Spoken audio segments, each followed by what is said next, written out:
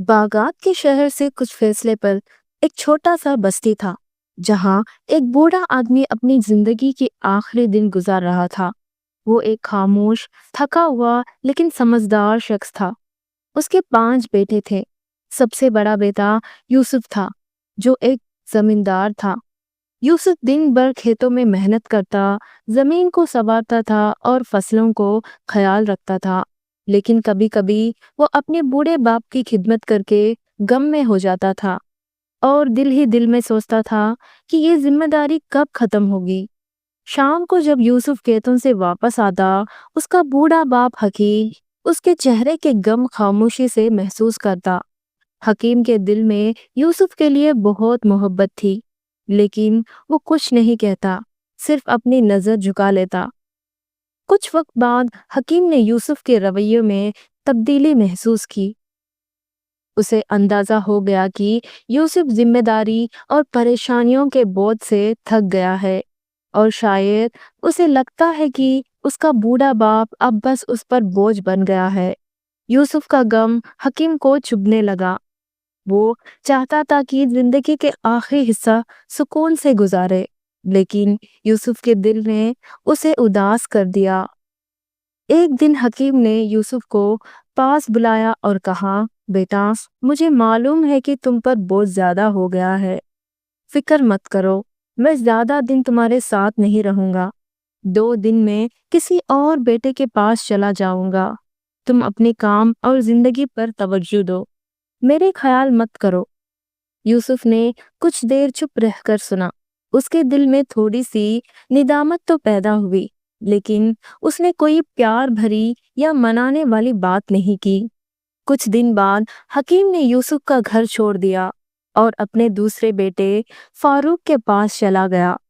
फारूक एक कामयाब और अमीर शख्स था। हकीम ने उसके घर में रहना शुरू किया, लेकिन फारूक का रवैया भी अफसोसनाक था। फारूक के लिए उसका कारोबार ही सब कुछ था, जबकि उसकी बीवी तो अपने ससुर से बात तक नहीं करती थी। हकीम दिन भर खामोशी एक कोने में बैठा रहता था। बेटों का प्यार का गम अपने दिल में छुपा रहता। कभी अपना दुख किसी से नहीं कह पाया। दिन दर्द में गुजरता रहता गया। एक दिन फारूक ने अपनी बीवी के कहने पर अपने बाप से कहा, बाबा, आप मेरे कारोबार में मदद करिए ताकि आपकी मौजूदगी का कुछ फायदा हो। हकीम ने खामोशी इख्तियार की। उसकी झुकी हुई कमर, कांपते हाथ और कमजोर जिस्म इस बात की सबूत थी कि अब वो किसी काम का लायक नहीं रहा। मगर फारूक के लफ्जों का उसने बुरा नहीं माना, क्योंकि वो जानता था कि फारूक उसे सिर्फ एक जिम्मेदारी समझ रहा है, मोहब्बत नहीं। फारूक की बीवी बोली, ये बूढ़ा आदमी तो और ज्यादा परेशान कर रहा है। इनकी और भी बच्चे हैं, वहां जाकर गुजार कर ले। फारूक, जो किसी जमाने में शफाकत वाला शख्स था, और कहने लगा, बाबा, अगर आप परेशान हैं तो कोई बड़ी बात नहीं, आप किसी और के पास चले जाइए, मैं आपके इलाज का खर्चा दे दूंगा, फिक्र मत करे। ये अल्फाज हकीम की खुददारी पर एक और जख्म बनकर लग गई।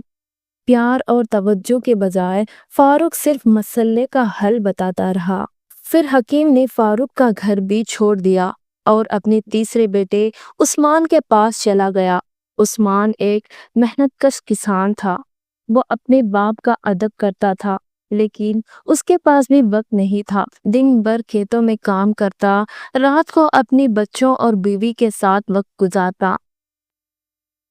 उस्मान की बीवी रोज सुबह बच्चों को कहती कि जाकर दादा के साथ खेले।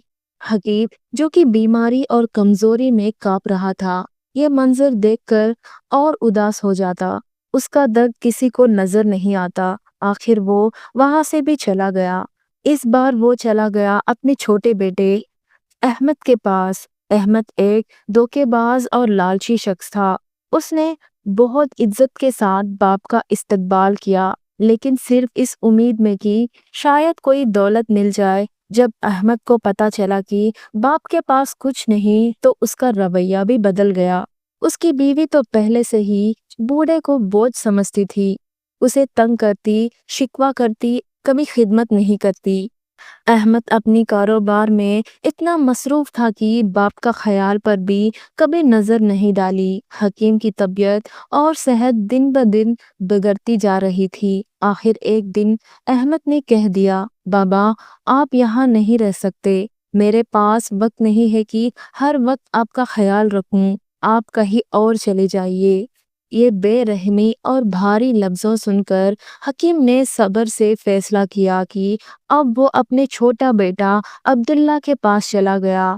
عبداللہ سب سے چھوٹا بیٹا تھا، غریب لیکن محنت کش تھا، روز کی مزدوری کرتا، اسی پیسے سے دوائیاں خریدتا اور گھر چلاتا۔ اس کی بیوی بھی ایماندار تھی اور سسر کی دل سے خدمت کرتی تھی۔ حکیم ان دونوں کا پیار اور عزت دیکھ کر بہت خوش تھا۔ ان دونوں کو دعائیں دینا شروع کر دیا۔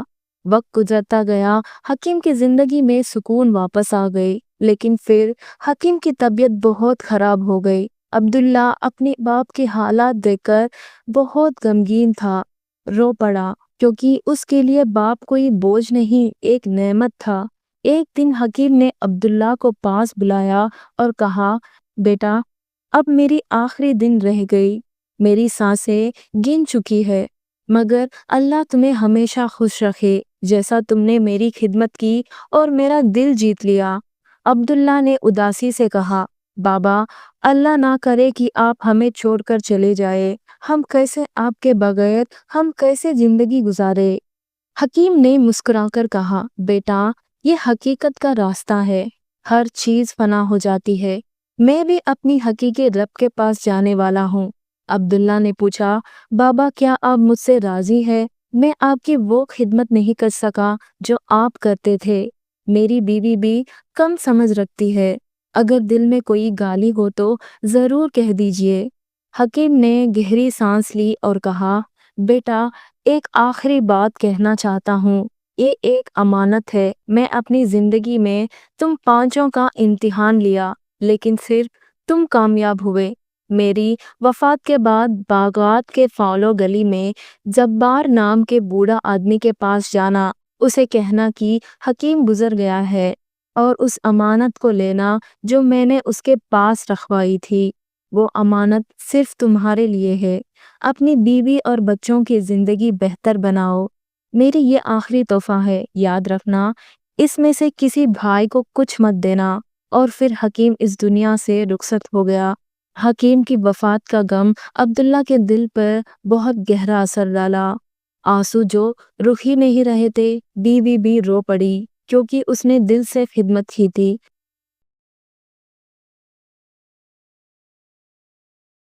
آپ کو سنبھالا اور سب بھائیوں کو دفن کے لیے بلایا۔ جو بھائی پہلے باپ کو بوجھ سمجھتے تھے، آج جنازے میں شامل تھے۔ عبداللہ نے کہا، بابا جان نے ایک امانت میرے حوالے کی تھی، شاید یہ کوئی قیمتی خزانہ ہے، لیکن میں سب کا حق مانتا ہوں، حالانکہ بابا نے صرف مجھے دیا تھا، لیکن آپ سب بھائی ہیں۔ اور دوسرا بھائی فاروق نے بولنے لگا، جاؤ امانت لے کر آؤ، پھر پانچوں میں برابر تقسیم کر دینا۔ عبداللہ باغات گیا، جبار سے امانت لے آیا۔ جب امانت کھولا تو حیران رہ گئے، اس میں باغات کے قیمتی چیزوں اور خزانہ، ماں کے گہنے اور سونے کے سکے تھے۔ عبداللہ نے ایمانداری کے ساتھ سب کا حق دیا اور اپنا حصہ رکھا۔ پھر وقت نے رنگ بدلا، ایک بھائی کاروبار میں ڈوب گیا، قرض میں گھر بیچ دیا، دوسرا جیل چلا گیا، تیسرا بھی تباہ ہو گیا۔ شاید یہ باپ کی بددعا تھی، مگر عبداللہ نے محنت کی، ایمانداری اور باپ کی دعاؤں کے ساتھ کاروبار شروع کیا۔ دھیرے دھیرے وہ اتنا کامیاب ہوا کہ بھائیوں کے دکان خرید لیا، اور آخر میں پورا شہر اس کا ہوا۔ جن بھائیوں نے کبھی اسے چھوٹا سمجھا، آج اس کے در پر مدد کے لیے آئے۔ عبداللہ نے انہیں کبھی خالی ہاتھ نہیں لوٹایا۔ آخر میں اس نے باغات کے بہترین لقبے میں ایک بڑا گھر خریدا اور اپنے بچوں اور بیویوں کے ساتھ خوشی کی زندگی گزارنے لگا۔ اس نے دعا کی، بابا جان آپ کی دعاؤں نے مجھے باغات کا امیر بنا دیا، لیکن آپ کی کمی ہمیشہ محسوس ہوتی ہے۔ اللہ پاک آپ کو جنت میں بلند مقام دے۔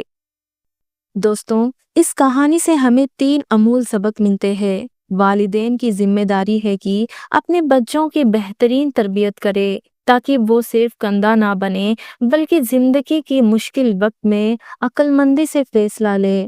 بیٹا کبھی اپنے ماں باپ کو کمزور نہ سمجھ، کیونکہ وقت کا پنے گھومتے ہیں، آج وہ ہے کل تم ہوگے۔ ماں باپ سے محبت، عزت اور بہترین رویہ رکھیے، نہ صرف آپ کا مستقبل چمکے گا بلکہ اللہ کے رحمت کا سبب بھی بنتا ہے۔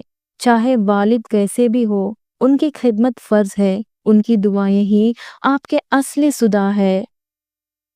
اگر یہ کہانی آپ کو پسند آئی تو لائک، شیئر، سبسکرائب ضرور کریے۔